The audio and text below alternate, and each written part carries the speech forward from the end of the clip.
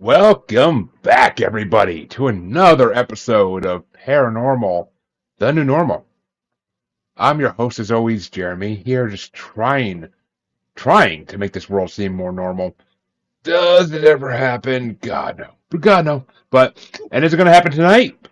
You bet your ass it's not going to happen tonight, and I love that fact, so glad to be here tonight with you all, and to bring these two guests on, I am completely honored, and I am been looking forward to this episode for a while now, so without further ado, let me introduce my guests, Leslie and Stephen Shaw, UFO Hi. investigators, and and I gotta say, authors of the incredible book "Who They Are and What They're Up to," which I only read snippets of it, folks, but I am dying to read this book in full because it sounds amazing. How you both doing tonight? Super. Thank you so Quite much for well, having us. quite well. Oi. It is my pleasure to have you both. It is, as I told you before we went live, it is far and in between we get UFO investigators in this show. Honestly, I think my last one was probably a year ago, and it's a shame because they are some of the greatest conversationalists and some of the most interesting people with the best experiences you'll ever meet. So I love having them on the show, and tonight's gonna be fun. But before we get into all the fun, I got to ask the same question I ask everybody when they start the show. And you guys can answer this in whatever order you want. It's up to you. But what got you into the paranormal? I think I'll take that this time. About the age of 30, I decided to start, which is about 33 years ago now. I was a state licensed acupuncturist here in California, and I had grown up in a family that came from wartime England, World War II, and we had this family spirit guide called Old Glegley that had been with the family bloodline for three generations, and things were just not starting to add up as far as like that there was just a spirit guide that was a ghost, and things were happening to me that just didn't make sense. So that's when I really kind of started my research, really about in 1991. So that was my motivation. I needed to find some answers, some closure to things that just didn't make sense to me. Stephen had the so many experiences with the paranormal in his youth, and basically it has never stopped. And I had never had anything, and I was so jealous, to be honest. But then in 2005, I saw my first UFO, and that really is life altering right there. Because now I had to know. I had to start researching, what are these things? Who are flying these things? What do they want? And so that was about 18 years ago, and that's when I began to really start researching and following, and that's about that's about when it started for me. Well, I mean, I that's one hell of an entry into the paranormal. I'll tell you that much. Hmm. But let's before I don't even need to ask my second question on this one. I already know that because it's gonna be tons of answers for that throughout the show, I'm sure. But let's step back a little second to this supposed spirit guide that followed your family for three generations. That kind of got me curious when I read that in your bio. I was like, huh. I'm like, that's so. It started three generations ago. I mean, did that start in the early 1900s or 1800s? I'm not that. It Generations started always with throw me my for a loop. with my great grandparents. That would be pre World War One.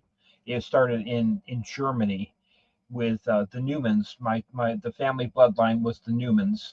At that point, they were half German Jew, and they were spiritualists. At least one of them was, and then um, And they're automatic writers, all the women in his family. yes, I've tried it. I don't like it, but my sisters currently do that in the UK right now. In fact, they do They're ghost they're hunters in ghost the hunters. in She and the her northern husband, England. yeah, Yeah, they're ghostly locations. I think it's yeah, called. ghostly Yes, yeah, locations. northern England. But for me, so what happened was that the family moved from Germany to England, to northern England, and then my grandmother married Harry Rowe, so she became a Rowe, and then my mom, she married my dad, Shaw, so she became a Shaw. But my mom learned how to automatic write from her mother and her mother's sister. and they did spiritual type stuff, table levitations. I mean, the real stuff, not the crap, Not the fake not stuff. the fake stuff. Yeah, my mom proved it to me many different times. As an example, when I was 9 years old, she picked me up from elementary school, and she was just in tears. And I said, "Mommy, what's wrong?" This is 1969, by the way. So I said, "Mommy, what's wrong?" She said, my mother just died in England. I said, well, how did you know that?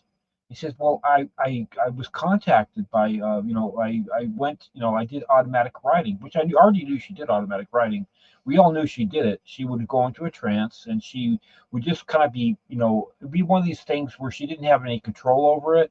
She would just have this feeling that she had to do it, like she was being contacted. And sure enough, she said, she wrote it down. They said, my mother has just died. And then about 2 days later, we got a call from England. The official word arrived. The official word. Yeah. Again, this is 1969, so the communications aren't like today. So anyway, so yes, sure enough, she was right. My dad already knew this. She already knew. And the same thing happened when my grandfather died and my uncle Clifford. She told us first. So this is something I grew up in a family that it was a given that we had this protector, this family spirit guide that would show up from time to time, and for different reasons. Like my uncle Douglas, who was a Griffiths, his life was saved in post World War II in Ceylon, which is now Sri Lanka. He was in the Royal Air Force, and he was a pilot. In fact, he learned how to fly before he learned how to drive.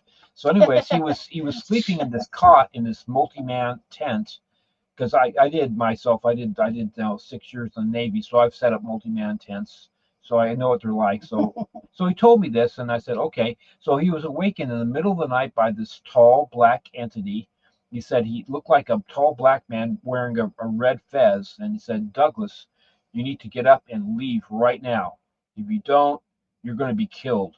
And so he just intuitively knew that this was the family spirit guy. So he got up, got out of the tent, and within about a minute or two later, a rebel party came in with machetes and some guns and killed a few of the officers. And he told me this, with a very straight face. This is the guy who grew up in wartime England. He was no nonsense guy. So, and he just like, okay, so this just confirmed what I heard from my mom and my dad. So I actually started being visited when I was 3 years of age, where I would commonly be visited by this invisible entity that would jump on my chest and my stomach in the middle of the night, kind of playfully, like a cat, but it Yeah. wasn't menacing or anything like that. But there was nothing there. An invisible cat. Invisible cat. And so, I just accepted it because I knew that we had a family spirit guide. And then he would, as Stephen was relaying these experiences to me over the years, I started to realize that it sounded more and more, it sounded like the alien abduction phenomenon. Yes. Because the family would see strange things, something strange, and frequently be frightened by it. And then black out. But then they would black out, and you don't just fall asleep when you're frightened, right? You can't fall asleep when you're frightened. Your heart's beating, and you're sweating, and your eyes are dilated. You're scared. Yeah, I was a doctor of Chinese medicine and acupuncture here in California for 20 years, and studied the brain a lot and treated many, many, many people, including dogs and cats. Actually, dogs and cats are really good patients. Yeah. There's no placebo. There's no placebo effect. Yeah. Either they like you, either it works or it doesn't. But anyway, so I started to find that things weren't adding up.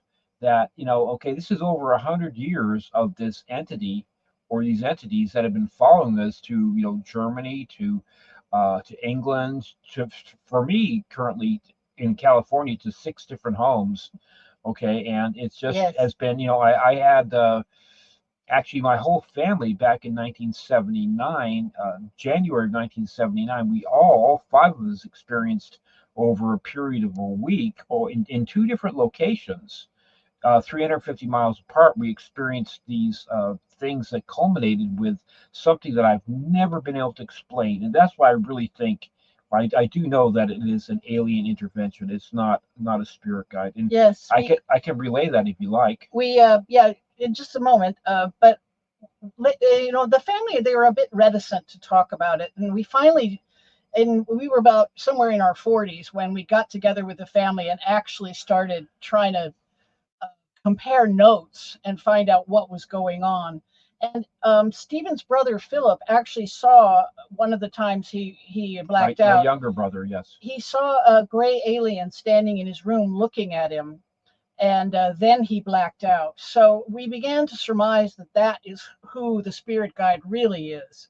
And frequently, the family members would see this spirit guide kind of as a shimmery, shimmery being of some kind. But always tall. And we've surmised, well, no, the gnomes were short. Oh, that was when we were children. But Yes, when they were children, the boys saw them as gnomes, garden gnomes one time. But whenever the memories are kind of shimmery, I believe that's a sign of memory tampering.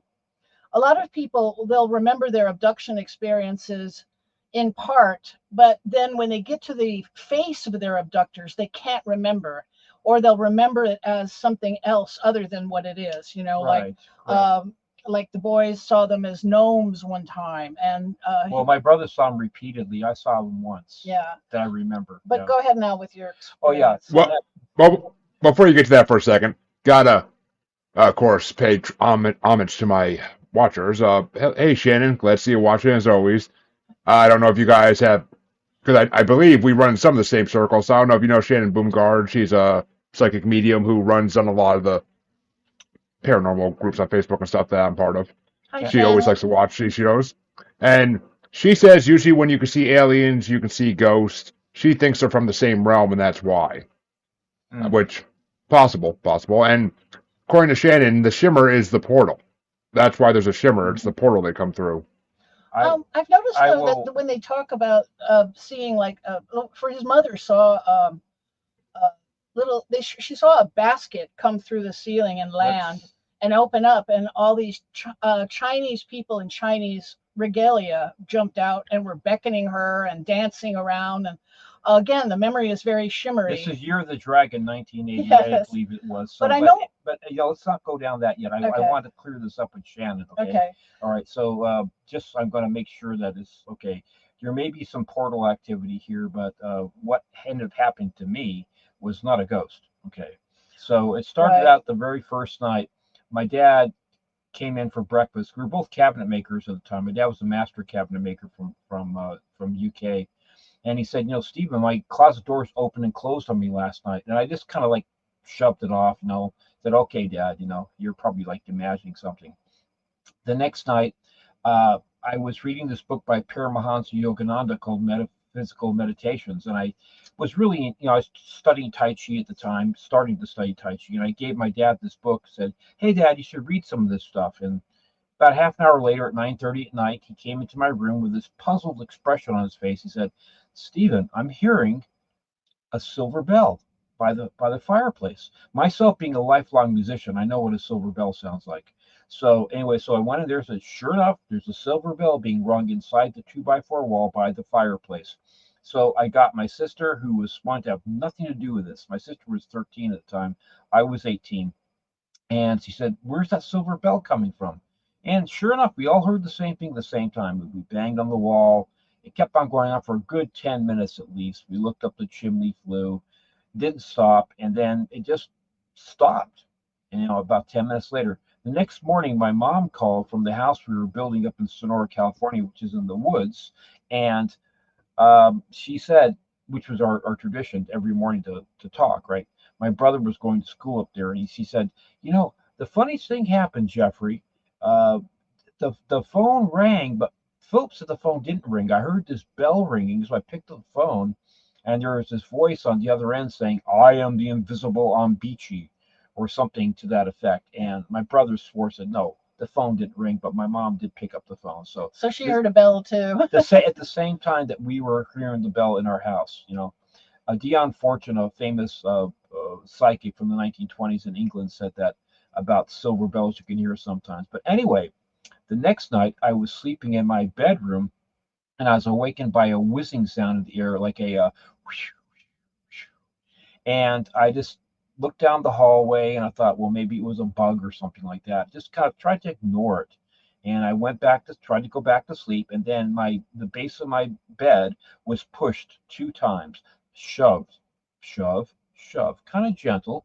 So trying to be logical about it, I tried to ignore it, thought it was an earthquake, and then it got shoved twice again, and then one more time, a lot more vigorously, and then I got tapped on the shoulder like somebody's index finger tapped me on my right deltoid 3 times. Tap, tap, tap. By this time, I'm both scared and really annoyed. So I whirled over and I said, "What?" And there was something there. I couldn't see it. And then I just black out. Now, the next night, I did not want to sleep in that room. I was afraid to sleep in my own bedroom. So I said, I'm going to sleep in my work clothes and I'm going to sleep on the couch in the living room. So that's what I did. So I went to sleep on the couch and I woke up about 5:30 in the morning. Again, this is January, and it was dark. But I looked at my piano because I'm a pianist and an accordionist. I play multiple instruments. So I was thinking about what I was going to play that day, and I heard the little fountain in the other room. I was awake. I was alert. Didn't want to get up too early. And this being, tall being, a blue-white light, about 6.5 to 7 feet tall, came from the front door from behind me, about 25 feet away, and moved in about 1.5 to 2 seconds, bringing all the blue-white light into the living room with this being. It filled the room. It Yeah. filled the room with blue-white light, and it stopped by my right side, and immediately the right side of my body was split in half, in the sense that the right side of my body, I had no movement whatsoever. Okay, not in a scary way, but I could not move my body. I couldn't even I couldn't close my right eye. My right eye was open, but I could not close my right eye. And I'm thinking, oh, I'm going to see the family spirit guide, old Glegley, that I've heard about since being a kid. And so I was like, part of me was saying, wow, I'm going to see old Glegley. But the other half of me is saying, dude, you can't move. You can't do anything. You can't move. You can't get up. And so part of me was really excited, and the other part of me was like really scared. Like a tickle of fear. And the entity bent down to my right ear and it said from outside, not inside my head, but outside, it said, "Hi, Steve." And I couldn't tell whether it was male or female, but I just was like, I was like perplexed. I said, "I want to see your face." In my mind, I want to see your face. And I think it got the idea that I was like a little bit maybe too scared. And after maybe 5 or 10 seconds, it left. And then I just, once again, I black out. Um, I told my dad about it at breakfast time, but the thing that really makes it that it's not a spirit, okay, is that 6 hours later, it was 11:30 in the morning, and my dad and I were getting hungry for lunch. So I decided to reach into my right hand side pocket and pull out the coins and the money I had, put it on the table, and all the coins, the standard American coins, this is 1979, and they're all magnetized. I could pick up the coins by the edge, by the face. My dad could too. This is 6 hours after it happened. Now, the final night was I decided to go back to sleep, back in the bedroom. I decided, oh, screw it. So I went back to sleep in the bedroom. And my dad this time was awakened by seeing this wall of blue-white light, intense blue-white light energy that was outside of my door. And he thought, okay, I've been through wartime England. I'm going to get up and see what is going on, right? So he's getting out of bed, and this voice inside his head said, "Jeffrey, go back to sleep. Nothing to see here. Everything's fine. Just go back to sleep." And that's what he did. And I have no memory of that at all. As far as I know, I have no clue whether I was abducted, whether I was contacted. I have no clue about that. We surmise, though, that he was taken. And while he was taken, he was subjected to a strong electromagnetic field of some kind that would have caused the magnetization of the coins. And, American coins are specifically designed not to be magnetic so that they can vending machines and things, Go through TSA, yeah. And so it must have been a very powerful field for him to experience. And because the phenomenon followed the family all around the world, it seems to us that it's not so much a haunting as it is, they're tracking the family and preying on the family. With our research, we in the beginning of our research, the theory was that the aliens, about the abduction phenomenon, the aliens were just curious about us, just interested in scientifically, and we're going to take a few people, take a few samples, put people back, no big deal. But that turns out to not be what was going on. What happens instead is that once they find a family or a strain of DNA that they like, they take those people again and again and again and again through their lives, and then they'll start taking their children and grandchildren after them. Once, if it meets the specific criteria of what they're after. And we don't really know for a fact why they take the people they take so much, except that we looked at the data, and the data shows that it's mostly a Caucasian phenomenon. Hmm. They take a disproportionate number of Basque persons, and therefore, and the Basque have the highest incidence of Rh negative blood types. And so, consequently, the data shows that they take an exaggerated number of Rh negative persons. Percentage wise, yes. Percentage wise. And also, like the DNA, they also take green eyed people more often, much more often than they is representative in the population base. Green eyes are a mutation in the humans, That's a a recessive trait in humans. So, for whatever Yeah. reason, they're after that in particular as well. I made the analogy in the book. It's kind of like a cow. They're not so much taking samples for scientific purposes as they're harvesting a product of some kind. They need genetic material from these particular strains Oh, of people uh, in large that's fu- quantity. that's funny you say that because right as you're saying that, Shannon actually commented, yes, they can breed with Rh negatives, which That makes sense. which And kind of Yes, makes yes. sense. yeah, yes. And And the DNA. I just want to Sorry. say before I lose this in my head, Mhm. because I actually 100% agree that it doesn't sound like a haunting. It does sound like an extraterrestrial phenomenon because a few things you pointed out to me stuck out. The fact that the kids saw them as gnomes when grays are known to be able to shapeshift to make people feel more comfortable when they come in the room. I Hmm. mean, Right. I've heard stories of them of somebody seeing the monkey from Dunstan Checks In walk into the room at night. I've heard stories of a T Rex in a lab coat. So Uh, I feels like Greys do this to make children more comfortable so that they don't freak out when I mean, if they see a 8, 9 foot tall gray alien walk in the room, they're gonna freak the hell out. I mean, if Yeah, they see my something, yeah, go ahead. exactly. My brother, when he was between the ages of 6 and 8, he slept in the closet in our bedroom for 2 years, and I said, Philip, why are you sleeping in the closet? No, he didn't want to sleep in the bunk bed. So, well, I'm afraid of the little men that come in the middle of the night. And I remember when I was about his age that I had seen when I was sleeping in the top of the bunk bed, I saw these like 4 or 5 these little shimmery they look like garden gnomes that were walking into the room, and I didn't feel threatened by them, but I thought it was really really weird, and I hadn't really thought about it until Philip, and I asked my brother Philip. I said, why are you sleeping? And so I understood why he was sleeping there, because he was afraid yeah. of these little gnomes. And then he was the one who actually saw the tall gray that was at the other house we were building in Sonora, California, when he was 16 in 1982. Was one of the things, he had 3 things happen to him. Yeah, One, it seems to come in clusters, yeah, like for some reason, yeah, he was 16. The first night he was awakened by these two bright white lights outside of his bedroom window, and the bedroom window didn't face any type of a street. We were in the woods. There was a creek down there and tall trees, and there was a drop off. So they were literally just hovering there in the air. He looked out, and my brother, type of guy who was teaching calculus at a scientific minded. college level, and Yeah, brilliant. he was a brilliant man, and he looked at these things and he couldn't figure out what they were, and then he blacked out.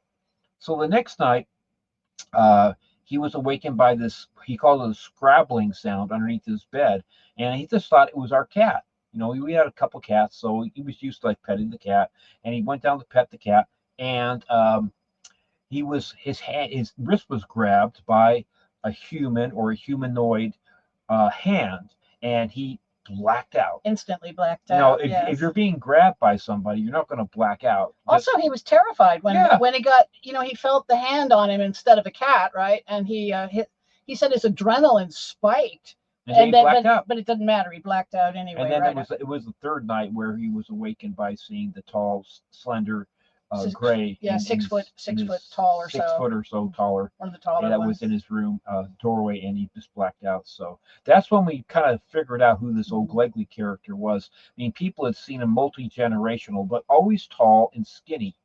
I think of him as the family's handler, yes. so to speak. Well, funny enough, because Shannon sometimes gets senses readings for my guest, and I guess she must have got a reading that your brother is a hybrid and that they check on him from time to time. They certainly checked on him from time to time. He's unfortunately dead since 2017. But he did, when you say checked on, he built a house kind of in remote forest area up in Sonora for himself, and he had a long deck alongside of it. And he told me that when we were visiting that he was getting these orbs regularly going up and down his deck, back and forth, and looking in looking on his windows. His front deck, yes. And for weeks he ignored it, he said, but then he finally went outside and confronted it. He said he got the courage up to go outside, and he just stood there looking at it, and it was at the other end of the deck, and then it suddenly rushed at him and went through his body. He felt it going through his body, and he said it came out of the back of his neck, near the top of his back. And he pointed to it, and I looked, and sure enough, he had a bruise back there, a round bruise. About a baseball size, roughly. About a baseball size, yeah. I think that's a scenario where they're checking on him. And they, to add to Shannon's question there, Stephen was a Tai Chi master for most of his life, teaching it. And he, Tai Chi is a moving meditation, and it helps open the chakras of the body. And when you open your chakras, you'll start to astral project more. You'll get the separation of the soul and the body, and you're able to go traveling. And it's a lot of fun. I started doing it myself, and I enjoyed it.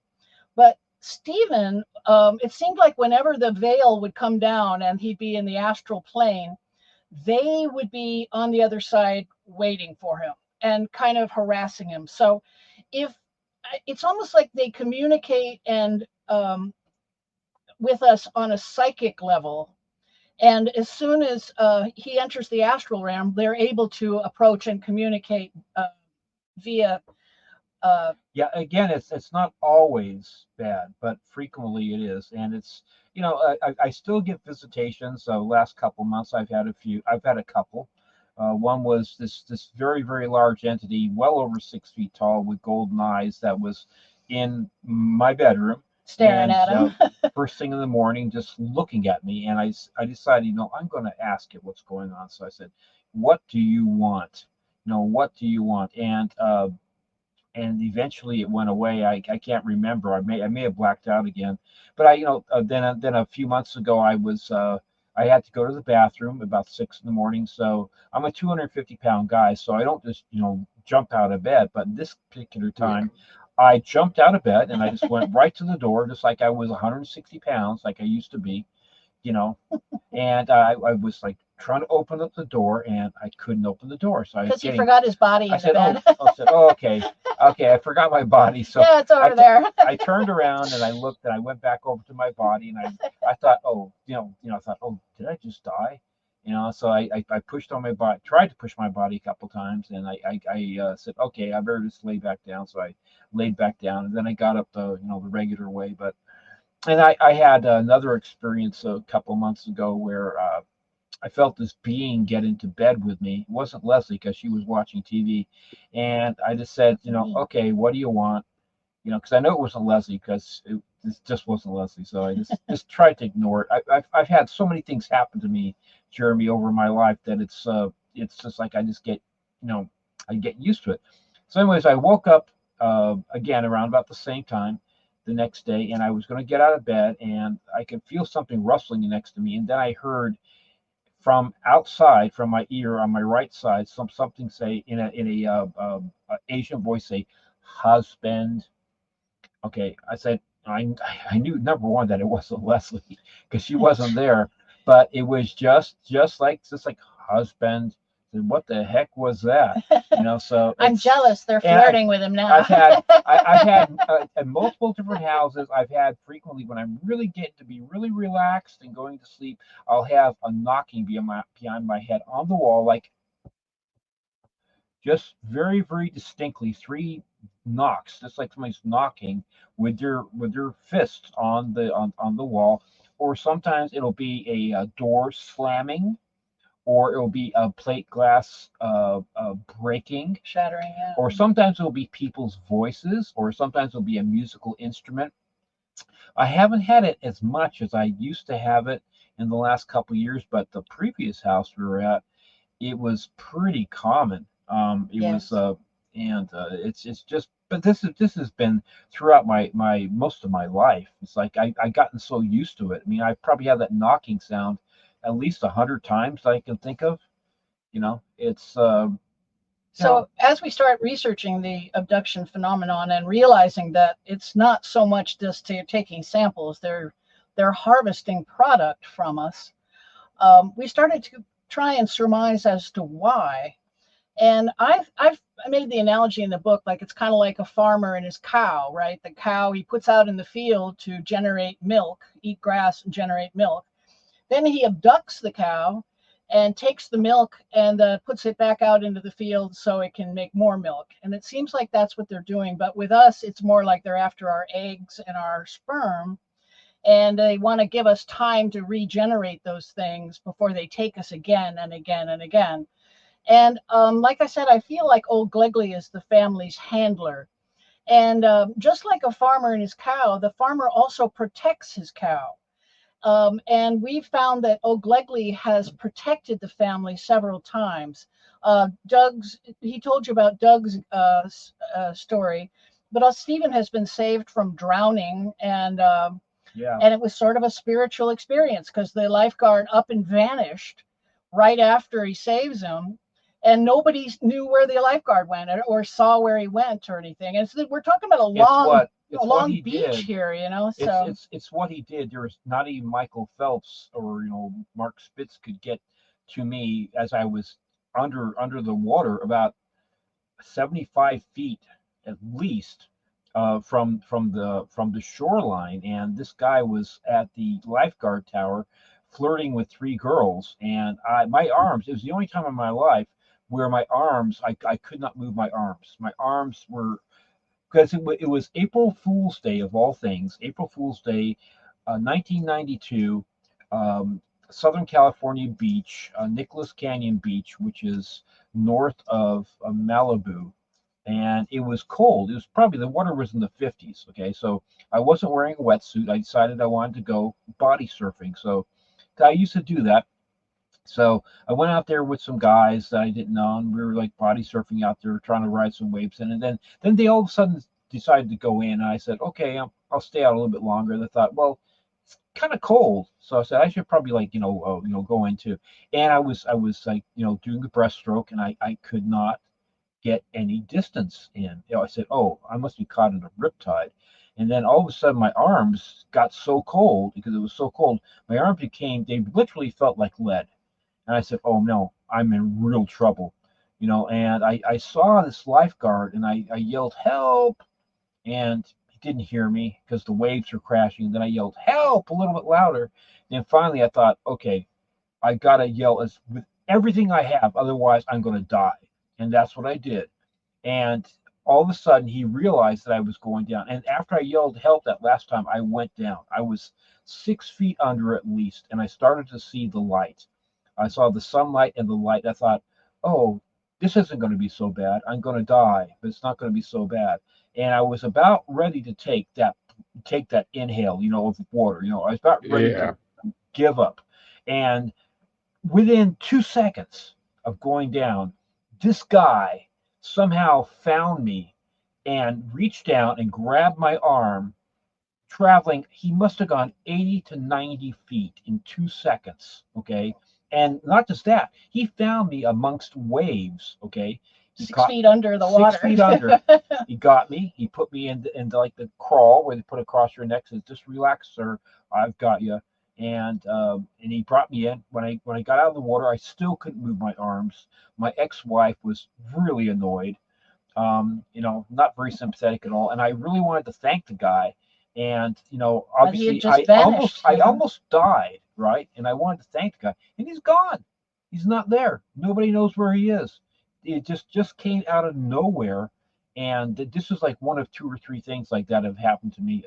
It seems like they're protecting the family members as well as harvesting the products they need. There's no way that guy could have gotten there. Yeah. No way. Which, I mean, it's kind of interesting you say that, because Shannon actually commented a little while ago saying that the Watchers are the ones that are harassing you, because she said they're not mean, but they just don't have boundaries with talking to people. Correct. That's what I feel. Yes, exactly. They don't have boundaries. That's for sure. and she said your alien protects. That's why he snatches you from too far into the space when you meditate. Right. Mm-hmm. I believe that too. Like, say, some people say, well, do you want to get rid of them? No.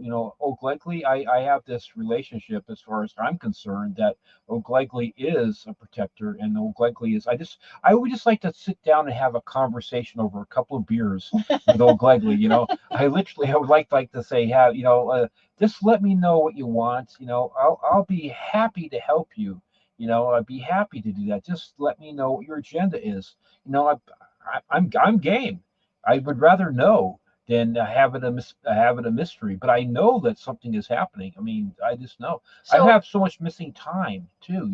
So as we start to do our research on the UFO phenomenon, we immediately noticed that it wasn't lining up. The theories were not aligning with what few facts we could discern, right? The theories were at the time that these beings are coming here from distant star systems through portals or interdimensional travel or time travel. And it just didn't make sense, because we know that they come, worldwide reports are about 10,000 reports per year. And this is every year going back hundreds of years, and in some case we think thousands of years. So the idea that they're coming here these vast distances so often wasn't making sense. And also they are almost all the alien types, in fact all of the alien types that we hear about, even the insectoids, they all have the same skeletal structure we do.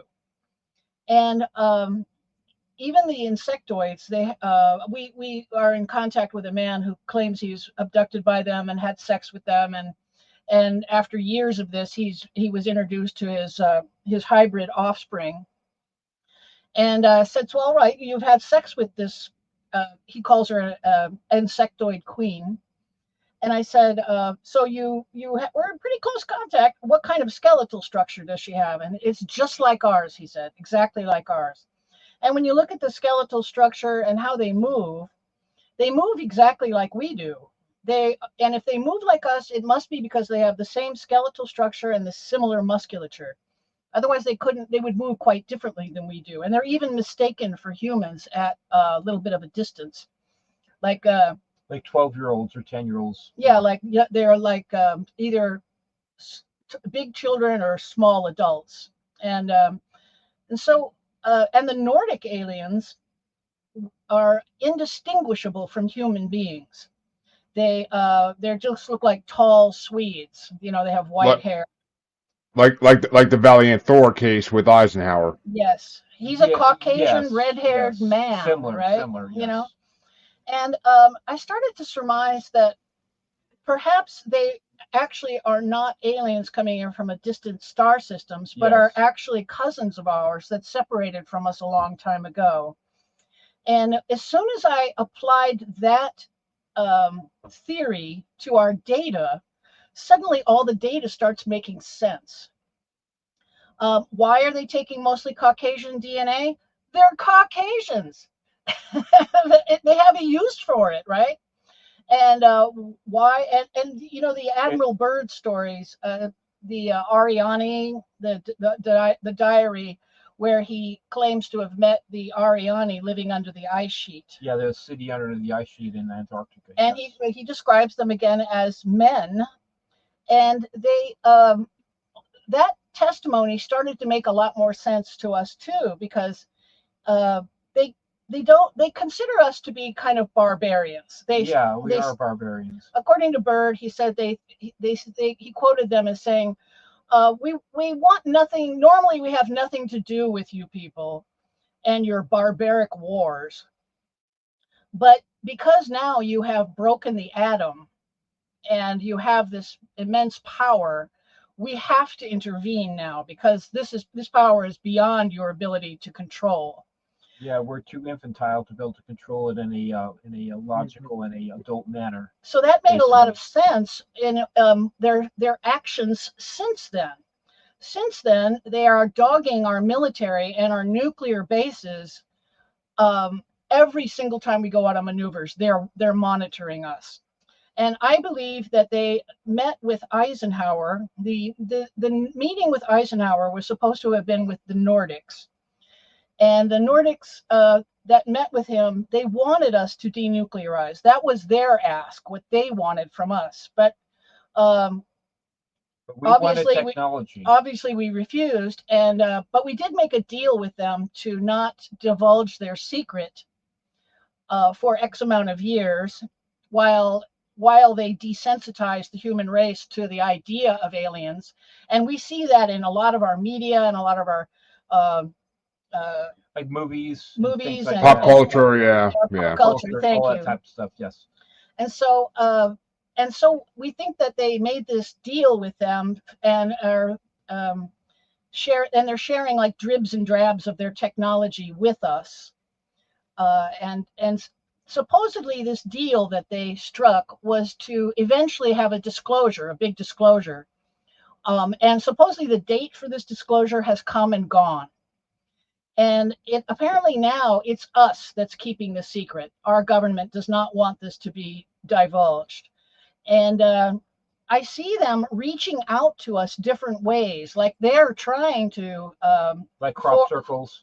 They're trying to force a disclosure, and they're reaching out to the scientific community via crop circles.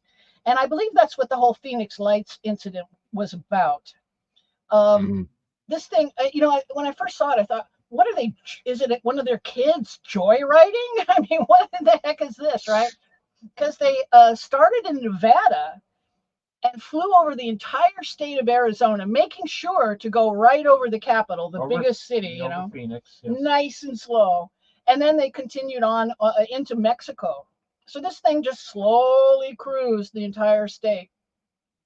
And I believe that eventually disclosure will come, just because that's what they want, in spite of whether our government keeps it, or not.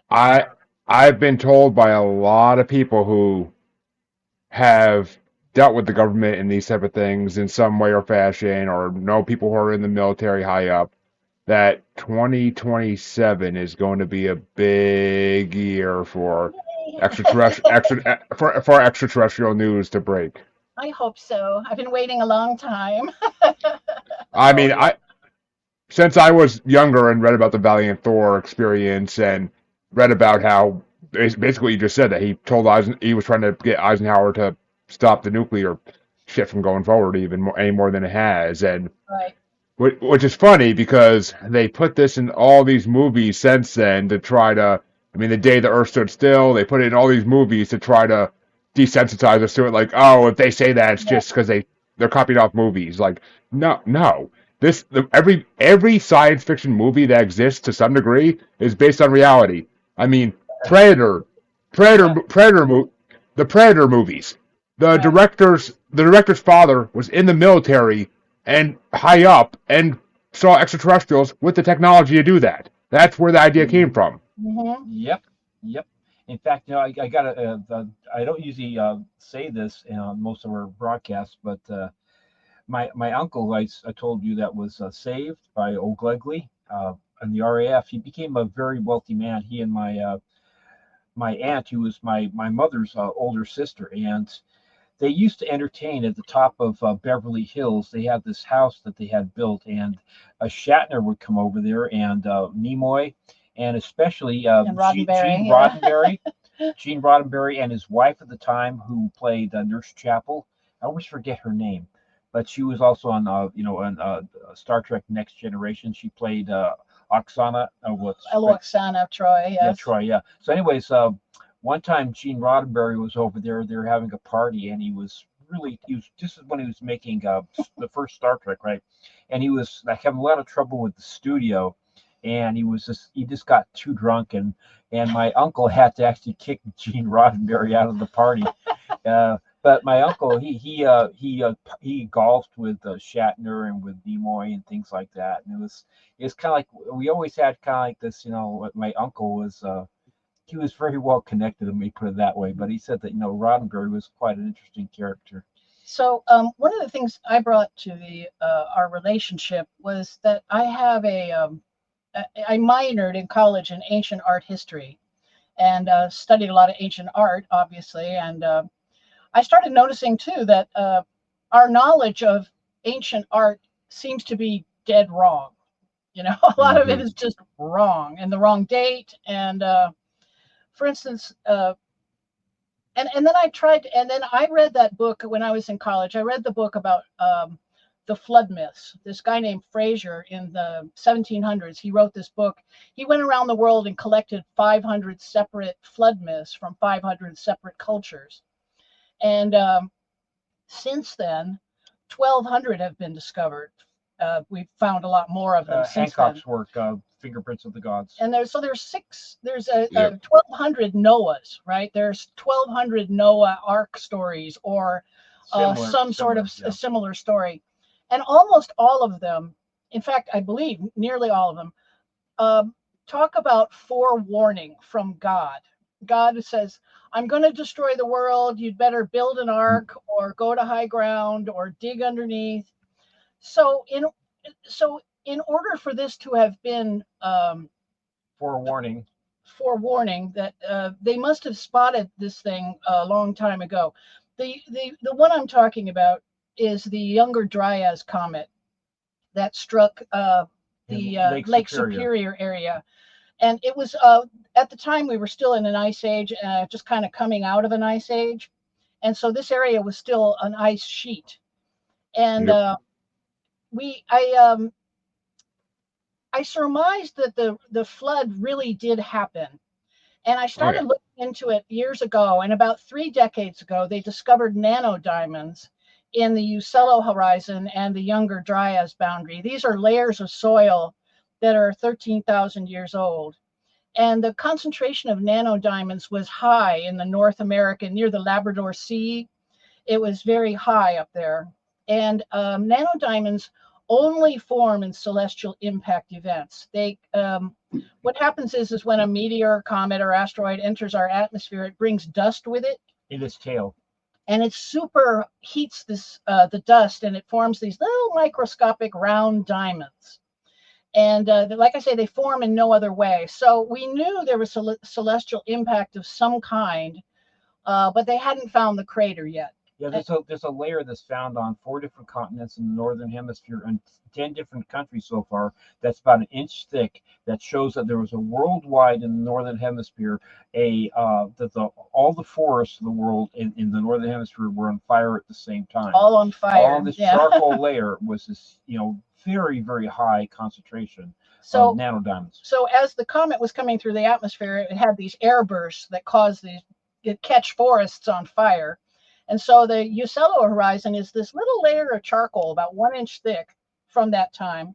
And then the Younger Dryas boundary is on top of it. It's about 1,100 years of showing that there was drastic climate change and climate upheavals right after the Uccello horizon. So eventually we thought that when they found the Hiawatha crater, we thought that might be the one, and I wrote it in the book and then since then, no, that one has been proven to be 48 million years old. To be 48 to 58 million years ago. So, but since then they've discovered the Younger Dryas comet It was only like 500 miles on the other side of the Labrador Sea. Who knew there were two asteroid impact zones? They dated it to 12,850 years ago. So that's the one that caused it. So my analogy is it still was Colonel Mustard with the knife, but it wasn't Colonel Mustard with the knife in the kitchen. It was in the conservatory. In the conservatory.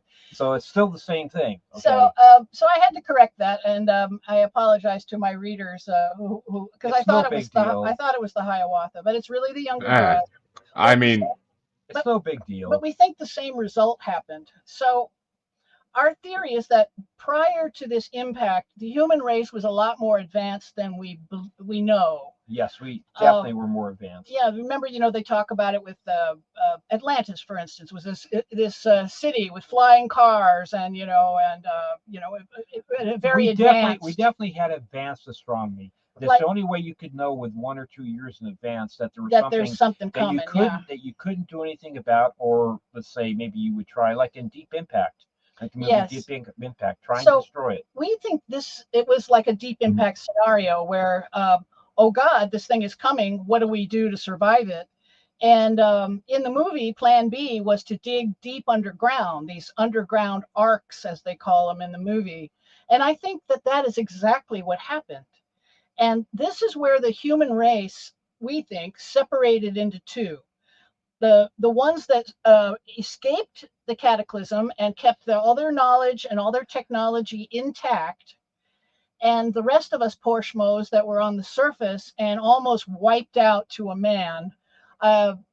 We believe the human race, there's a genetic bottleneck near this time period that shows us being wiped out to about 10,000 individuals. Yes, surface humans were 10,000. It's called a genetic bottleneck, which is verifiable from 13,000 years ago. So yes, and the entire population is regenerated from those 10,000. Yeah, it's like the haves and the have-nots. The have-nots, basically, the Aborigines. They didn't go into the Ark, with the other people, and were saved into space.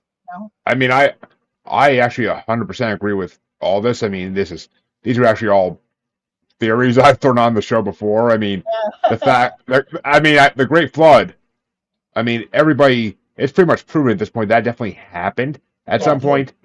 I mean, because it's in everywhere. It's in Japanese mythology, Egyptian mythology. It's in Gilgamesh. I mean, it's in freaking Mesopotamian mythology. So it has to be the Hopi, something that's there. Samoans, they all have. Everybody has a flood myth. Like I said, there's like 1,200 Noahs. And even if we didn't know about the nanodiamonds and the Younger Dryas comet, and just looking at 1,200 different stories about this, you'd think it's a worldwide shared event. But now we actually have the smoking gun. Now we know for a fact that this thing hit and caused worldwide tsunamis, possibly 2,000 foot high. Because we think a lithospheric shift also occurred at the same time. Hapgood's theory is that the last time the North Pole moved from the East Hudson Bay is where it was last time. And he surmised that it moved sometime between 12 and 18,000 years ago. And now we know why and almost exactly when. So if a lithospheric shift happened at the same time as this comet impact, it would have just torn the oceans from their beds. Literally, you would be looking at 2,000 foot high tsunamis rushing to every coastline in the world. And is that possibly when Pangea broke apart as well? No, Pangea, that's an older phenomenon, much older. About a billion years ago or so.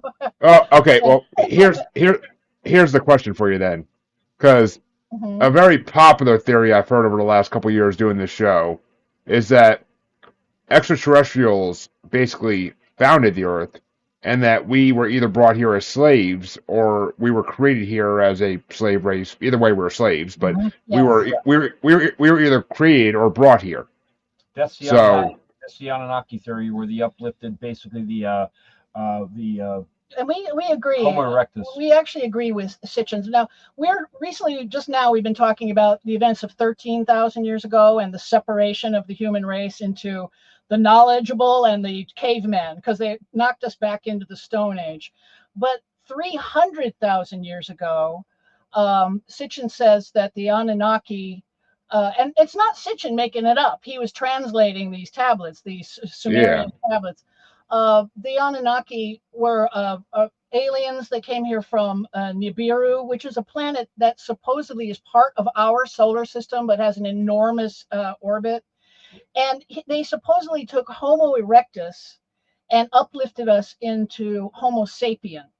And it looks like this may actually have happened because our genetic genomes are showing signs of tampering near the speech centers, with the Broca's brain, right, darling? Broca's brain, yeah. We have a neocortex, which Homo erectus didn't have. In fact, Homo sapien was the first uplift, and then Homo sapiens sapien is what we are currently. And that's for at least 120,000 years that we've been Homo sapiens sapien. But yeah, definitely there was an uplift. In fact, Jason Martell, in one of the lectures I went to hear, they were showing some pretty direct evidence that our neocortex was tampered with. It's kind of like we're messing around with CRISPR technology, where we take certain parts of the genome, which is like 4 base pairs, and we're playing around right now with being able to negate, let's say, lifelong blindness, and we're looking at bringing back the woolly mammoth and even the dodo bird. So we have it's a case of combination of AI technology plus genetic manipulation. We can actually do this.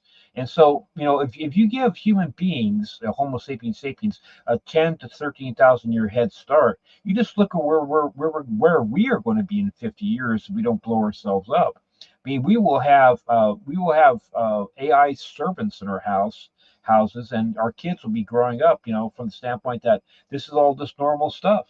Right. I mean, where we've gone in the past 120 years, from basically having no cars and no airplanes to where we are now, it's pretty phenomenal. And this uplifting, it represents millions of years of evolution that happened in just a few thousand years. Yeah, the uplift of the human, yes. And it's an enormous difference between Homo erectus and Homo sapien. Homo erectus is still an animal, still lapping up water like chimps and apes, right? Whereas, the Homo sapien, we build houses and chairs and cups to drink our water, while we're sitting in our nice chair that we made ourselves. It's an enormous difference in the brain. Exponential jump. Yeah, in short time. Makes you think that if we made this much of a jump in this short a time, we had to have some assistance somewhere. I mean, one of my uplifted ourselves, Yeah. I mean, one of my favorite book series when I was in, I think, middle school was the first book, and it was called My Teacher is an Alien, and it was a young adult series, but I mean, it basically was based around the whole theory that Einstein and other great minds in the human race were actually aliens in disguise, and they were helping push the human race along. And I'm like, it got me thinking at a young age, like, what if this is kind of true? I mean, a lot of things that we've come up with don't really make sense. Like one human is just going to all of a sudden figure out how to crack the atom. Like, I don't think it's that easy to find out that fast, because that wasn't happening until right before World War II started. And then all of a sudden, World War II starts, and it happens in a matter of a year or two. And it's just like, that doesn't seem like something we could do without help. It was funny because, Enrico Fermi and Oppenheimer, but Fermi, he would spend hours in a bathtub, and he would just be like, just thinking about physics and about the atom and that kind of stuff. And he came up with the idea that gave the ability for Oppenheimer to actually make it happen. Mm-hmm. And again, he was like in this, this almost like semi-trance like state. Same thing with Tesla. Tesla came up with alternating current when he was just like in a park, just kind of daydreaming. A lot of inventors say the same thing, that where they were just sort of in a trance, or in a daydream, or actually sleeping, or waking up from a dream. When they came up with these ideas. And I have a theory on that as far as I think it's the Akashic record is Yeah. these aliens. They're not really aliens. We call them intraterrestrials or cousins because Yes. we don't think they're distant star system brothers. We think they're cousins that separated from us thousands and thousands of years ago, right? But they didn't lose their technology, so they're at least 13,000 years ahead of us, right? And if you look at the Homo sapiens sapien, we've been here for 120,000 years at least, right? And mainstream archaeology would have us believe that we just sat around for 107,000 years without Without really building a doing house or much, building the wheel or didn't anything like invent that. anything, didn't make the wheel or the house or anything, right? We, And then 13,000 years ago, we suddenly get smart and start oh, advancing I, forward. You know what I mean? I mean, it's like all the religions try to make you believe. We were all just sitting around waiting for Jesus to show up, but like it's basically, Or Buddha. I mean, that's the problem with. See, that's the thing. I mean, yes, it's slowly organized religion is kind of slowly dying, but I mean, it's just it blinded us for so long. And why did they let it? Why did they want it to blind us? Because it was a part of daily society until about 20, 30 years ago. Like, how did it? Like, why did they want to blind us? Like, what are they trying to hide? And I mean, we said it. Well, The Nordics. I mean, hell, we didn't even bring up the reptilians yet, and that's the funny part is that we didn't even bring up the reptilians yet. But yes, which but they still have the same skeletal structure as we do. They still move the same way. That's right. We sort of believe, we're not sure about this, of course, but we believe that the Nordic aliens are kind of in charge and they utilize genetic modification just like we would use any tool. Like building blocks. They have no qualms about, utilizing it, right? So we think that it shows evidence in our animals, all of our animals, the animals of man, I should say, domesticated animals. They come in how many varieties? There's like 300 dogs and 400 kinds of cow and 60 or 70 different kind of goat. Yeah, a lot of different varieties, exactly. And where this doesn't happen in nature. There's only 2 kind of lions. There's only 2 kind of elephants and 17 giraffes. Like maybe. Yeah. But so my point is that I think at some point they were using genetic manipulation prior to the impact of the Younger Dryas comet. We think they were utilizing genetic manipulation to make these animals more malleable to breeding in different ways, right? And if they do this, then there's no reason that they can't genetically create hybrids of themselves. For instance, the reptilians. If they need underwater workers, breed reptilians. If you need Bigfoot because you need his strength, breed Bigfoots, right? And there's a lot of connection between the Bigfoots and the UFO phenomenon. Frequently, they're sighted with UFOs, or a UFO sighting is right after the Bigfoot sighting, or the Bigfoot disappears into a bright white light, or something, right? Disappears in the middle of a snowbank. The footprints are there and just gone. Right, like they just stepped into a spaceship and flew away. It has long been believed that Sasquatches, Bigfoots, Yetis, whatever you want to call them, the different species of them around the whole planet are ultra. It's been basically almost proven at this point they're ultra terrestrials, and that they can go through dimensional portals as they wish because they have the psychic ability to do that. They can. I mean, they supposedly they can talk, but I don't know. We think they use them for sentries to guard the entrances to their underground arcs and their underground bases. For instance, Mount Kailash is one of these bases, right? Shangri-La, the ancient stories of Shangri-La, and Mount Kailash is just one big UFO station. It's a big hotspot. A lot of sightings there. And then on the slopes of Mount Kailash is this bizarre lake with the skeletons in it, Lake Rupkund. Yeah. And a lot of these skeletons have their skulls are bashed in, right? And at first people thought, well, maybe there was a battle here and the winners just tossed the losers into the lake. But they're genetically testing these skeletons, and they span like 1,000 years, and they're all different races, all different kind of races. So and I this think is at 14,000 foot plus to this lake. right, too. way above the tree line. So we think that they may have been killed by the Yeti, who are guarding the entrances to Mount Kailash. And then, Shasta here in California is, again, it's a Bigfoot hotspot. It's also a UFO hotspot. People have seen holes open up in the side of Mount Shasta and UFOs flying in and out of it.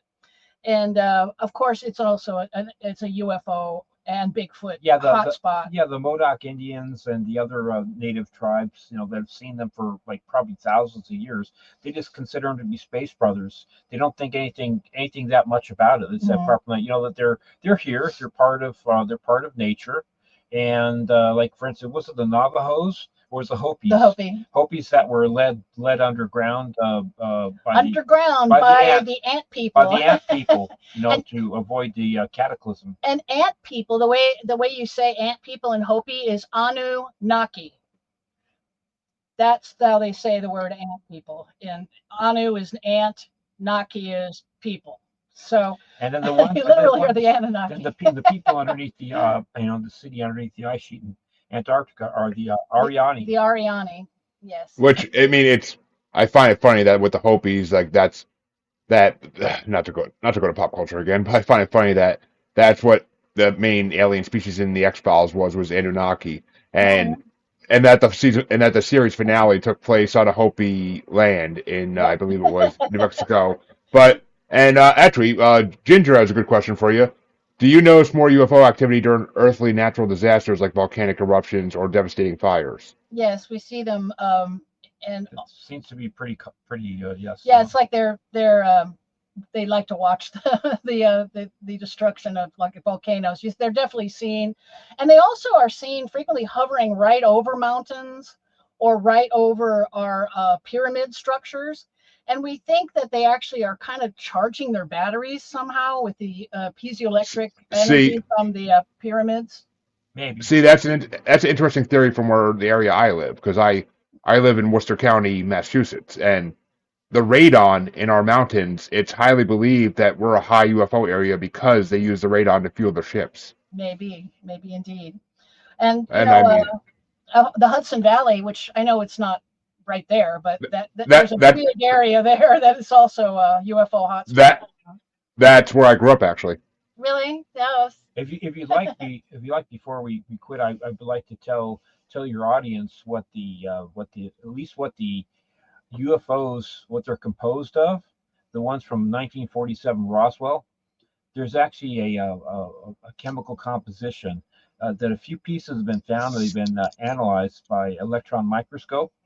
And this comes from Linda Moulton Howe, and I've actually seen the video of this stuff. So now, for reference, a human hair is the thickness of 67 microns, so it's pretty small, right? Human hair.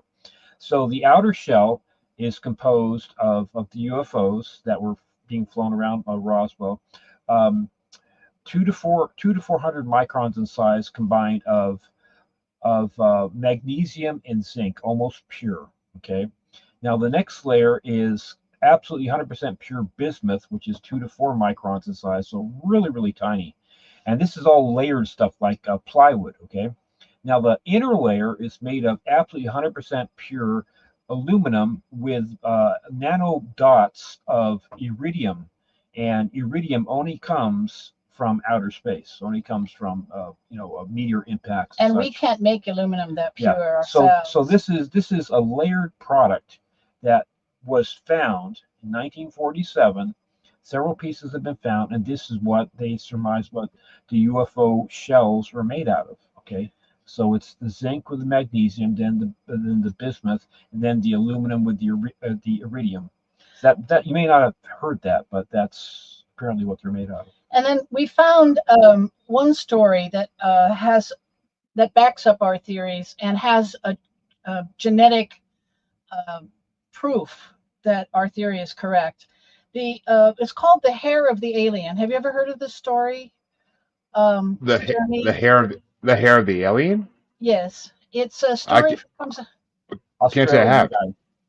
Yes, a gentleman in Australia, he awoke to a woman in his bed. There were actually two women. One was sitting at the foot of the bed, and the other was straddling him, Lucky guy. having sex with him, and but he was paralyzed. And she at one point she puts her hand on her stomach and points to the sky. And she has white hair, and her eyes are too large, and her cheekbones were kind of too pointy, and her chin was very pointy, like she was a hybrid being. And the other woman was, he said she looked Asian somehow. And they had sex with him, and then they leave. And then the next morning, he awakens to find this hair, this white hair, in bed with him. And he went to get it genetically analyzed. And the hair is clear, like fishing line. And humans don't have clear hair ever. Even albinos don't have clear hair; they have white hair. But when they genetically tested the hair, it tested human, except a bizarre human. It was like Basque, Gaelic, and part Chinese, but only a subset of the race, about 1% of this people.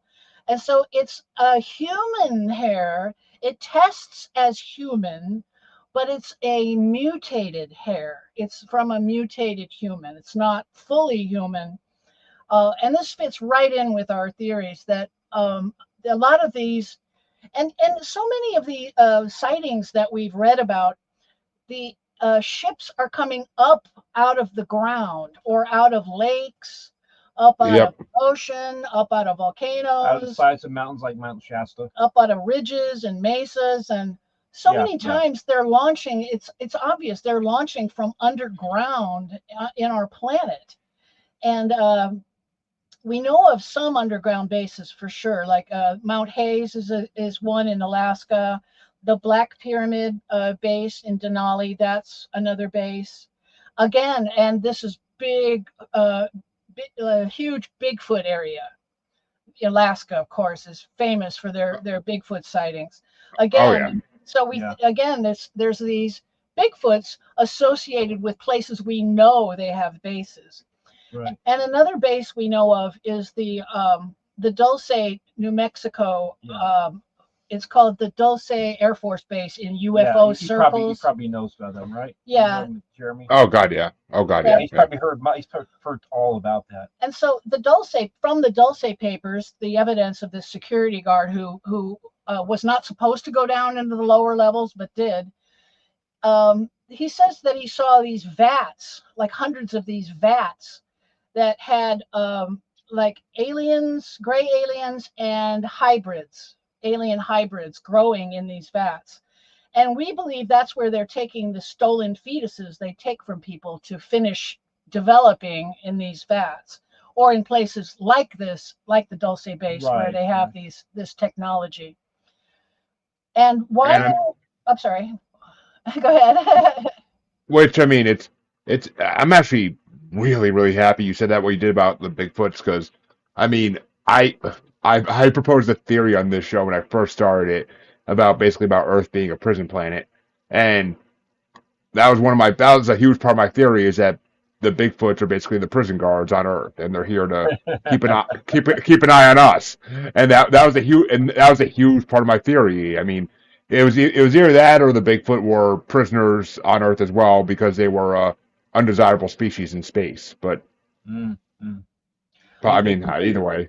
Yeah, they could be genetically altered Gigantopithecus from their Gigantopithecus far has only been found in certain parts of China from about 300,000 years ago. As a matter of fact, ironically, when we believe they were tampering with human beings and making human beings, this is the same time period where the exact same time Gigantopithecus was alive. Also, it could have been Australopithecus robusticus, right? Australopithecus robustus, is another candidate for possibly being something that they started with and then obviously turned into Bigfoot. And we don't think that Bigfoots can speak, but we believe that we know the aliens are telepathic. They communicate with us telepathically when they're abductees, when they take them.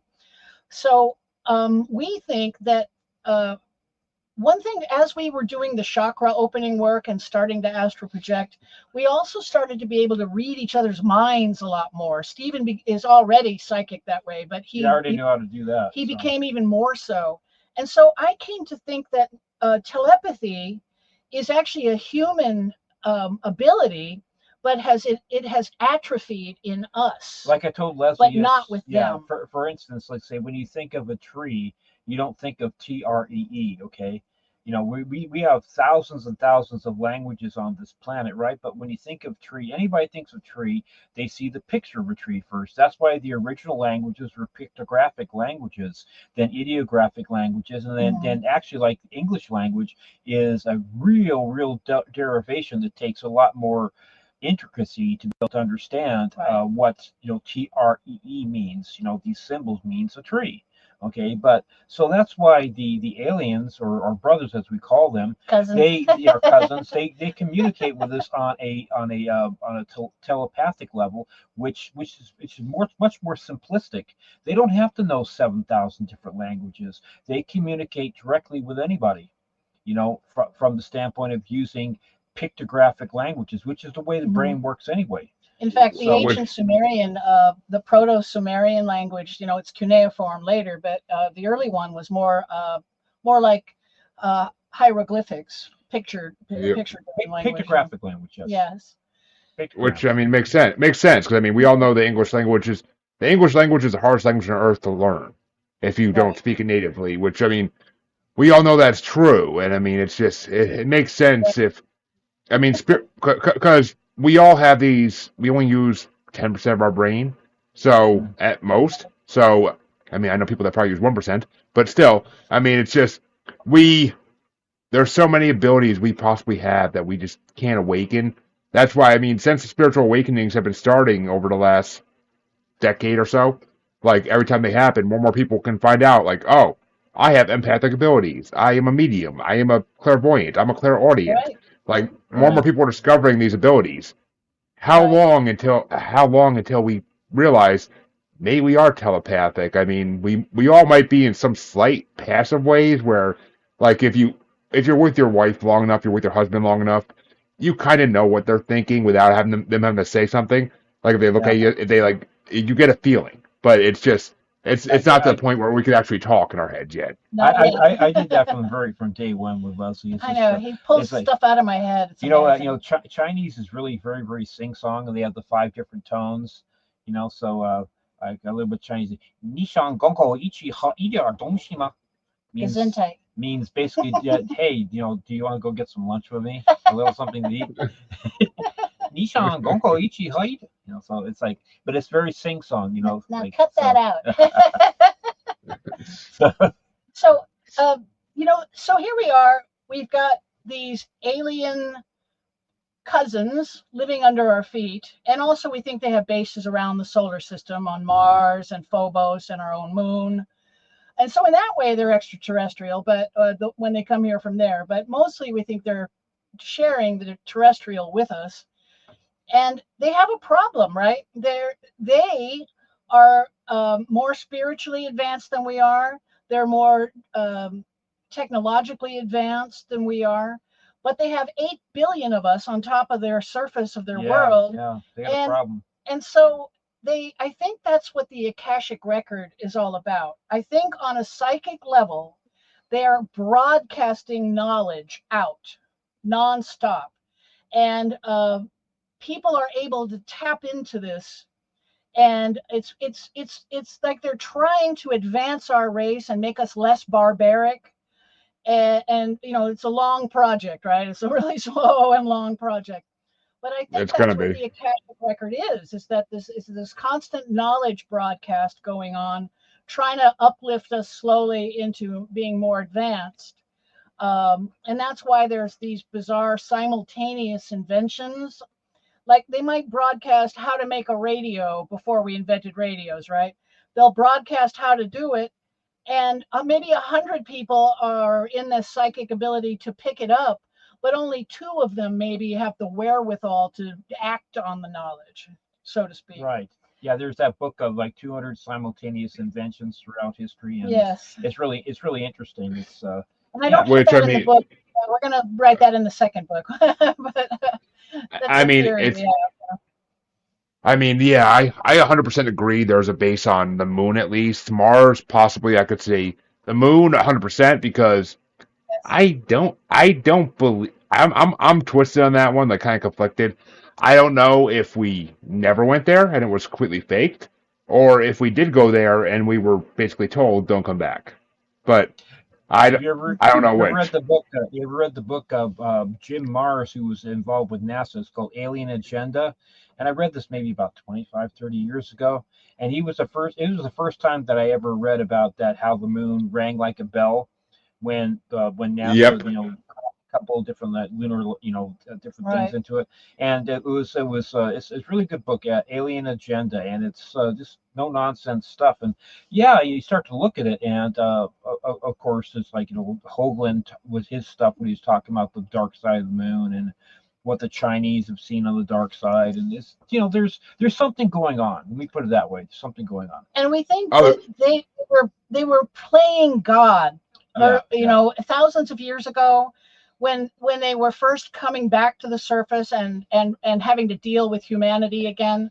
They used to play gods, right? Because we were so naive, it was easy to do, right? All they had to do was show us their advanced technology and we would believe they were gods. And this is true. You read about this in the Watchers, that oh, Shannon was talking about, and also cherry in the cherry in the very sky. Yeah. right, yeah. the pantheon of Sumeria and the pantheon of the Greeks. They're always 12, right? They always have a pantheon of 12 beings. And now we think that we're too sophisticated for them to play God anymore. Now they're playing space And aliens. now we think they're playing space alien. Like the Valiant Thor, for instance, he told the Pentagon, he said, "Oh, I'm from Venus." Well, we now know that's a lie because Venus can't support life as we know it, right? But you know, the whole idea we think is to keep us looking up and It's out a and away when we really should be looking Right, down exactly. and under the ground, you know? which Exactly. which I don't know if you heard of the Hollow Earth theory, but Oh it yeah. kind of lent Yeah. it kind of I mean I've always used it more to describe where cryptids are hiding, but it kind of lends a credence to Right. extraterrestrials too, Although where the Hollow Earth theory it's a bit nuts as far as like supposedly there's a sun in the middle, the whole Earth is hollow, and people live on the upside down on the crust. We do not uh, ascribe to that in oh any way. Yeah. I don't go that far. I don't go that far. I just to me Okay, that's that going that far is right there with flat Earth theory. But I mean right. it's just Yeah. Yeah. the Hollow Earth to me. I mean I basically look at the cave systems all throughout the United States and through Oh other Right. yeah. countries, Yeah. Yeah. and It's a Swiss cheese, the Earth. It's And there's there's a and huge ocean too that we found. There is a huge I heard about like about 10, 12 years ago that the ocean they found is under the inside the ground. Earth is actually bigger than the oceans on the surface of the Earth, which I have a hard time believing that. I know, But but anyways, we know there is a huge ocean inside the Earth, so we do mhm. know that. So which I mean may lend some credence to where sea monsters come from, but Right. of course, yeah. which I And mean we that's the one thing we didn't get into yet that I'm kind of because I mean we do got to wrap up eventually, but I mean there the one the one the one thing that hasn't gotten brought up yet, and nobody has ever had a real theory on this. Where do dogmen come from? I mean, I've heard ancient Egyptian theories, I've heard other theories, but I've heard demon theories, but I mean, again dogmen, like the again we think these bizarre cryptids.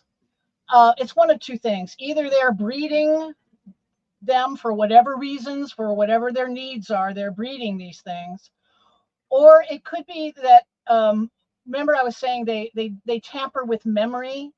So yeah, it's possible that they're again. I'd have to read the individual accounts of what these accounts say. I haven't studied it thoroughly, but they also tamper with memory to where you're seeing you saw a gray alien while you were abducted, but that's not what you end up remembering later. They change the face of the alien in the memories, and they tamper with the memory. So if these people seeing these dogmen are seeing them kind of shimmery, I would say it's tampered with memory, There, or could be like the reptiloids, where they're breeding these creatures because they have no qualms about using genetic manipulation. I mean, I would have to lean more on the breeding side. I'd have to lean more towards the breeding side of anything because I mean they're not shimmery by any. They're look up when in your free time at some point. NADP, North American Dogmen Patrol. I wish what the fuck the P stands for, but it's literally a group of people. There's the United States is divided into 5 or 6 districts in it, and thousands upon. I mean, dogmen are the newest paranormal phenomenon that they've been around forever, but they're the newest paranormal phenomenon that's really getting talked about. They're basically the new Bigfoot, and I mean, Man is another one of these really unusual cryptid kind of creatures that I mean, maybe what's something they're breeding. because I could tie him back to I could tie it back, and other people have too, to Enkidu in the Gilgamesh epic. Oh, the Enkidu, yeah. Enkidu is thought to be a dogman. A highly intelligent, a more highly intelligent one than ones we see nowadays. But yeah, I mean, it's supposed to. I don't know. I mean, I've talked to one person from one of the district supervisors from the NADP, and dogmen are a real phenomenon. I mean, the Beast of Bray Road, the Beast of the Land Between the Lakes up in Wisconsin, the Michigan Dogman. I mean, there's a lot of different famous ones in the 70s, 80s, and I mean, to this day, they're still seen, and there's supposed to be at least, like Bigfoot, there's supposed to be different species of them, and it's creepy. I mean, it's basically what people think the idea of werewolves came from. Yeah, exactly. That's really interesting. You're going to say that. One thing, a couple things to interject here. Bigfoot has been proven, by the way, in Northern California. They do environmental water testing. They've isolated the genome of They've Bigfoot. isolated it. So there's an unknown primate peeing in the waters of California, Northern California. And that's been proven. So when you have genetic proof, then they're real, you know. Then why is it not a news story? That's my question.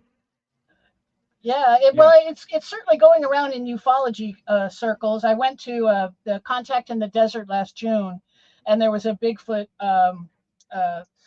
seminar, and they showed the scientist, this lady who's isolated the genome from both environmental archaeology, where they take water samples and hunt down whatever things are peeing in it, and also there was an account of a man who he was confronted with Bigfoot next to his house, and Bigfoot turned around and ran, and he crashed into the wall of his home and then turned the corner and ran. And where he crashed into it, some hair had got stuck on the paneling, the rough wood. It grabbed some of his hair out, and from the hair and from the water testing, she's managed to compile an entire genome of an unknown primate. And there are no unknown primates in Northern California that we know of, except I can name one, one big one. Well, it's funny, it's in California too, where the Olympic project is, which Small Town Monsters went out there and did a documentary about the Olympic project, and they literally discovered all these big nests that on the ground. That what would be sleeping in these nests? Bears don't build nests. Like, it has to be some kind of primate that we supposedly don't know exist, even though the government, I'm pretty sure, has known they existed for hundreds of years. I mean, I'm pretty sure they said that Teddy Roosevelt back in the day wrote in his journal about seeing one. He wrote in his journal. Teddy Roosevelt did write in his journal about the wild man of the. I've read that account, and also supposedly some firefighters were putting out a fire, and they discovered a burned Bigfoot carcass. An injured Bigfoot. Oh, and then the government, of course, came and collected it and. Yeah, That's an infamous story. I love bringing up people that don't believe in Bigfoot because it's like, And quack, yeah, they it it it again, went in it went in the ambulance, and the two ambulance workers and the Bigfoot were never seen again. So Uh-huh. Yep. Yeah. You know, And the funny things what we found out too with our, I know we're getting late here, but what we found out with man, our research too is that it's really interesting that the mythos of the vampires and the succubus and the incubus sound extremely similar to alien abduction. When you right, think about it, they come in the middle of the night, they're very powerful, they hypnotize and paralyze you, paralyze you. they take your DNA sometimes again and again, and they can shapeshift and they can change your memories, right? Hmm. So what does yep. that sound like? What does that sound like? Sounds like the aliens, right? Vampire and the succubus and the incubus. And the succubus and the incubus is more like the breeding program because I read an account from the 1600s, I think Well, you 1624. are old, aren't you? Ow. Anyway, this lady, she claimed that she was raped by a demon and she got pregnant.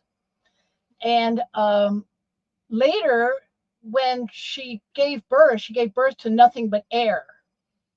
And this is exactly what happens with the abduction phenomenon, where they steal women, impregnate them, they start showing, they actually become pregnant, and then 4 or 5 months into the pregnancy, they take them again and steal the fetus. And the womb is completely vacuumed out. Like they don't. It's not like they had a miscarriage. It's Right. like somebody They removed take everything. they take the whole placental sac, they take it as a single unit, and they'll do this repeatedly. Sometimes women 2, 3, 4 times. Yeah. And the reason why we know this is happening because now with obstetrics and with ultrasounds, the obstetricians say yes, you were pregnant, but as far as I can tell, you were never pregnant. Yes. You know, and it seems to be 5 centimeters, about the size of a baseball, is the size they need the fetus to develop to before they will actually, take the time to remove the fetus. And I So know a lot of our theories sound outlandish, but that's what our book is all about: is the proof that we discovered and the connections that we've made. And you know, we're frequently complimented that it's well researched, our book, and it's got in the back, it's got an index and we got a reference. We have a reference section, and also a good reference and a good index. We have both. And when I was doing most of the writing, I'm the writer in the family. I was a journalist, so I did the lion's share of the writing, except for Stephen's personal family history and my research. And he has a scientific background, medical background, and I needed his knowledge to for the brain part of the book, the human, the ancient human evolution. But the first part of the book is like a UFO 101. UFO 101 class on what happened over the last 80 years in the U.S. UFO wise, because I had to assume that some people would pick up the book that knew nothing about the phenomenon, right? But we couldn't even discuss our theories without bringing them up to that level a little bit. Yeah, so chapter 1 is just almost like a what you call it, a bullet points of this happened, this happened, this happened, this happened, this happened, this happened. And then chapter 2 is the new disclosure policies and the Luis Elizondo and the tic tac to go fast and the gimbal. Yes, and the some of the new reports that the government is for 80 years they said they lied and they said it was swamp gas or weather balloons or mass hysteria or whatever. And then right after Luis Elizondo releases his video, the Department of Defense comes out with a statement saying the phenomenon is real, but we don't know what it is. But lies, but yes. all our jaws just dropped. And because they also released the full-length videos of the ones that Luis Elizondo had released to the Times. And I was thinking, this is it. This is a new era of transparency and disclosure. No, it wasn't. No, they're gonna tiptoe around it until they can't tiptoe anymore. Holy, Rena, are you telling me that StreamYard finally got their shit together and that people on X or Twitter can actually comment on these? Oh my god, that right there is alien technology to me. Because for the long since I started using StreamYard and it's been able to broadcast at Twitter, X, whatever you want to call it, people on that could not comment. This is the first time I've ever seen someone from X be able to comment on a live. That is Yay. mind. That is Exciting. mind blowing. That's mind blowing. I'm psyched about that. Like, I mean, I'm psyched about this whole conversation we had for the last hour and a half. But that right there just like is equal to me because it's just I never have seen people on X actually comment on a live. It never was a possibility. It used to always say people on X cannot comment, but that's wow. Now they can, huh? That's good. Thank you, StreamYard. Thank you. Yay. Finally. Not just sitting around You doing finally nothing over there. finally popped the cherry, you know. And no, and Shannon, you do not comment too much. I'm telling you, you do not comment too much. You bring so much life to my shows. I freaking love you. So don't ever think that's sweet. Thank you. I beg you. But yes, why don't you tell the people where they can find where can they find your book? Where can they find you guys if they want to get you on their show for an interview? Because I know some of the people watching are podcasters.